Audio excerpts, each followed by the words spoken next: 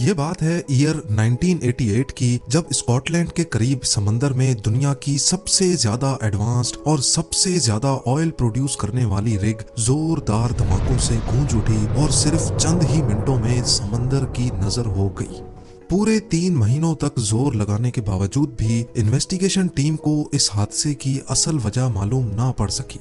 लेकिन फिर 3 महीनों के बाद जब ऑयल रिग का मलबा समंदर के नीचे से निकाला गया तो उसमें से कागज का एक छोटा सा टुकड़ा मिला, और उस टुकड़े में जो कुछ लिखा था उसने सारे हादसे की हकीकत को खोलकर सामने रख दिया।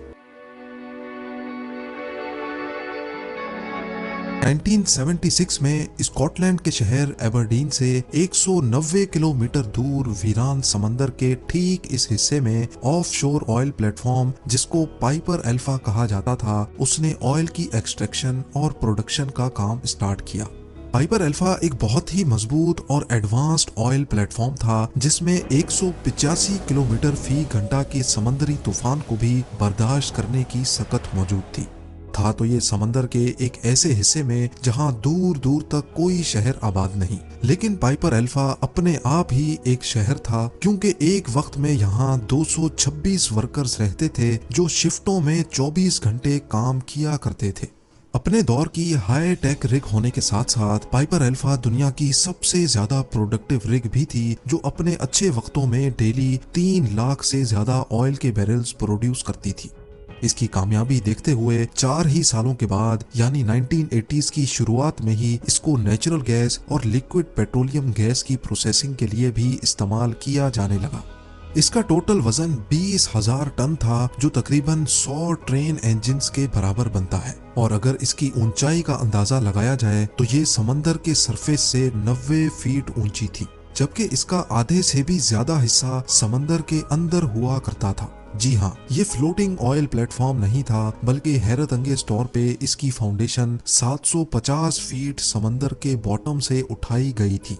पाइपर अल्फा का मेन काम ऑयल की प्रोडक्शन था, जिसको प्रोडक्शन डेक पे किया जाता था। इस डेक पे कई मॉड्यूल्स इंस्टॉल्ड थे, जिसमें मॉड्यूल ए ऑयल और गैस को पंप करता था, मॉड्यूल बी और सी ऑयल और गैस को प्रोसेस करता था, और इन सब को पावर देने के लिए और पूरी रिग की इलेक्ट्रिसिटी नीड्स को पूरा करने के लिए मॉड्यूल डी था, जिसमें हैवी जनरेटर्स लगे हुए थे। ये एक बहुत ही कॉम्प्लेक्स प्रोसेस होता है जिसमें पार्ट्स की रेगुलर मेंटेनेंस भी रिक्वायर्ड होती है, और इसी मेंटेनेंस के लिए पाइपर अल्फा पर 200 से ज्यादा वर्कर्स की आर्मी रहती थी, जिनके लिए प्रोडक्शन डेक के ऊपर कंपार्टमेंट्स बनाए गए थे। वर्कर्स अपनी ऑफ शिफ्ट में यहाँ रिलैक्स करते थे, जिसके लिए एंटरटेनमेंट, कैफेटेरिया और स्लीपिंग क्वार्टर्स भी मौजूद थे। 6 जुलाई 1988 वाला दिन भी दूसरे दिनों की तरह इन वर्कर्स के लिए एक रूटीन का वर्किंग डे था। सुबह के 7:45 पे मेंटेनेंस स्टाफ ने एक पंप की मेंटेनेंस के लिए कंट्रोल रूम से परमिशन मांगी। कंट्रोल रूम के शिफ्ट ऑपरेटर्स ने पेपर वर्क के बाद उनको परमिशन दे दी। आपको यहाँ बताते चले कि ये किसी भी ऑफ शोर ऑयल प्लेटफॉर्म पे सेफ्टी को बरकरार रखने के लिए एक रूटीन वर्क होता है, इसीलिए इसमें कुछ भी एबनॉर्मल नहीं था। नॉर्मली ऑफशोर रिग्स समंदर के बॉटम से भी कई हजार फीट नीचे से ऑयल और गैस को पंप करती हैं, उनको प्रोसेस करती हैं और फिर कंप्रेसर पंप्स की मदद से उनको रिग से बाहर पाइपलाइंस के जरिए एक्सपोर्ट किया जाता है। क्योंकि यहाँ बात हो रही है क्रूड ऑयल, नेचुरल गैस और एलपीजी की, जो कि इंतहाई इनफ्लेमेबल फ्यूल्स हैं। इसी वजह से इस सारे प्रोसेस में कई सेफ्टी वॉल्व्स भी लगे होते हैं, ताकि अगर किसी वजह से भी कोई पंप खराब होता है तो जमीन से निकलने वाली खतरनाक गैस का वॉल्व ऑटोमेटिक बंद हो जाए। पाइपर अल्फा की प्रोडक्शन डेक पे पंप ए गैस को कंप्रेस कर रहा था, जबकि पंप बी बंद पड़ा था, क्योंकि उसका काम पंप ए को बैकअप देने का था। अब नॉर्मली एक एक पंप कई दिनों तक चलता रहता है और उसके बाद उसको रेस्ट देकर दूसरा पंप चलाया जाता है, या फिर अगर एक पंप खराब हो जाए तो उस सूरत में दूसरा पंप स्टार्ट किया जाता है। दोपहर के 12 बजे मेंटेनेंस वर्कर इस पंप बी के सेफ्टी वाल्व को खोलने में मसरूफ थे, क्योंकि उसकी मेंटेनेंस ड्यू थी और इस काम के लिए वो ऑलरेडी सुबह को परमिशन ले चुके थे। शाम के 6 बज चुके थे, लेकिन पंप बी के सेफ्टी वाल्व की मेंटेनेंस मुकम्मल ना हो सकी। इसी वजह से वर्कर्स ने ये काम नेक्स्ट डे पे शेड्यूल कर दिया। और इसमें भी कोई खतरे की बात नहीं थी क्योंकि पंप ए अपना काम कर रहा था और अगर रात गए इसमें कोई मसला भी हुआ तो gas valve automatic shut off हो जाएगा। सुबह की शिफ्ट खत्म होने का वक्त आ चुका था। सारे वर्कर्स ने नाइट शिफ्ट वालों को चार्ज दे दिया। नाइट की शिफ्ट में टोटल 62 वर्कर्स थे जबकि बकाया 164 वर्कर्स ऊपर लिविंग क्वार्टर्स में रिलैक्स करने चले गए। नाइट शिफ्ट के वर्कर्स के लिए भी ये एक रूटीन वर्किंग डे था, लेकिन अब वो टाइम आ गया जब चीजें बिगड़ना शुरू हो गईं। रात के 9:45 पर कंट्रोल रूम स्टाफ को एक अलार्म शो हुआ कि पंप ए ट्रिप हो चुका है। ये पंप गैस को 78 एटमॉस्फेयर पे कंप्रेस करता था। ये इतना ही प्रेशर है जितना गाड़ी के टायर में हवा के प्रेशर को 50 टाइम्स बढ़ा दिया जाए। पंप ऑपरेटर की एक टीम पंप ए के पास गई और उसको रीस्टार्ट करने की कोशिश की।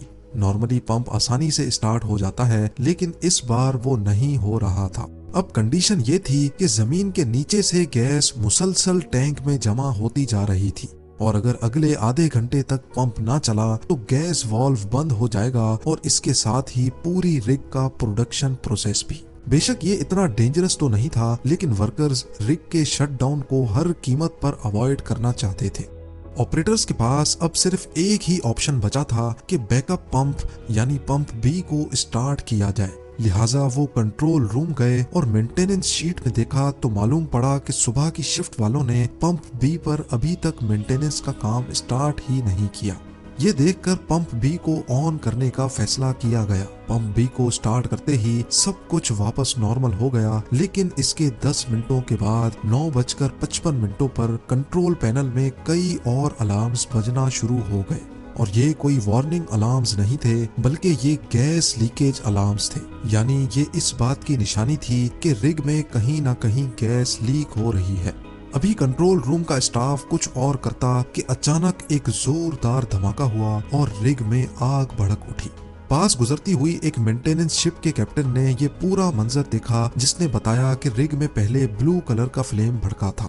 इस धमाके ने तो जैसे पूरी रिग में हलचल मचा दी। कुछ वर्कर्स ने पानी में छलांग लगाकर अपनी जान बचाई तो कुछ एसओपी को फॉलो करते हुए हेलीकॉप्टर रेस्क्यू का वेट करने लगे। इतने में रिग का तमाम ऑटोमेटिक सेफ्टी सिस्टम एक्टिवेट हो गया, जिसने जनरेटर्स, पंप्स और कंप्रेसर्स सबको बंद कर दिया। वो जहां 24 घंटे शोर शराबा रहता था, वहां अब एक खौफनाक खामोशी छा गई। लेकिन ये खामोशी ज्यादा देर ना चल सकी। 10:20 पे रिग में दूसरा धमाका हुआ। अब धुएं और भड़कती आग की वजह से हेलीकॉप्टर रेस्क्यू का सवाल ही नहीं था। पास मौजूद शिप्स जो अंडर वाटर पाइपलाइंस इंस्टॉल कर रही थीं, वहां से ये पूरा मंजर देखा भी गया और उसको रिकॉर्ड भी किया गया। इस वक्त तक ये खबर आग की तरह फैल चुकी थी। यूरोप समेत पूरी दुनिया के न्यूज चैनल्स इस हादसे को रिपोर्ट करने लगे। अभी आग बुझाने के लिए कुछ और किया जाता कि एक तीसरे धमाके ने पूरे पाइपर अल्फा को हिला दिया, जिसके नतीजे में प्रोडक्शन मॉड्यूल्स और लिविंग क्वार्टर्स समंदर में जा गिरे। वो दिन जो एक रूटीन वर्किंग डे था, वो अब तारीख का अफसोसनाक दिन बनने जा रहा था। पाइपर अल्फा के हादसे में 167 वर्कर्स अपनी जान से हाथ धो बैठे, जबकि 59 वर्कर्स इंतहाई मुश्किल हालात में अपनी जान बचाने में कामयाब हुए। पहले धमाके से लेकर तीसरे धमाके तक पाइपर अल्फा को तबाह होने में पूरा 1.5 घंटा लगा और इस खबर ने सबसे बड़ा धचका ऑयल इंडस्ट्री को दिया। दूसरी रिग्स पर काम करने वाले वर्कर्स ने अपनी जॉब से रिजाइन करना शुरू कर दिया और कई ऑयल प्लेटफॉर्म्स को सेफ्टी चेकअप्स के नाम पे बंद कर दिया गया। सबसे बड़ा सवाल ये उठाया जा रहा था कि आखिर इतनी एडवांस्ड और इतनी प्रोडक्टिव रिग कैसे तबाह हुई। एक इन्वेस्टिगेशन टीम कायम की गई जिसको इस मामले की तह तक जाना था, लेकिन उनके पास फोटोग्राफिक एविडेंस और चंद चश्मदीद गवाहों के सिवा और कुछ भी नहीं था। पहले तो किसी को भी इस हादसे की असल वजह मालूम ना पड़ी, लेकिन 3 महीनों के बाद जब रिग का मलबा समंदर के बॉटम से बाहर निकाला गया तो उसमें कागज का एक ऐसा डॉक्यूमेंट मिला जिसने सारी हकीकत खोलकर सामने रख दी।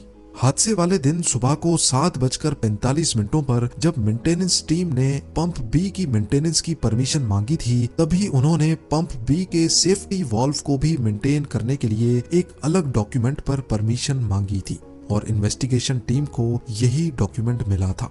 नाइट शिफ्ट वालों ने पंप बी को ऑन करने से पहले ये तो देखा कि पंप बी पर मेंटेनेंस स्टार्ट नहीं की गई, लेकिन उन्होंने दूसरे ही बॉक्स में पड़े पंप बी के सेफ्टी वाल्व को रिमूव करने का डॉक्यूमेंट नहीं देखा, जिसको असल में डे शिफ्ट वाले पहले ही रिमूव कर चुके थे।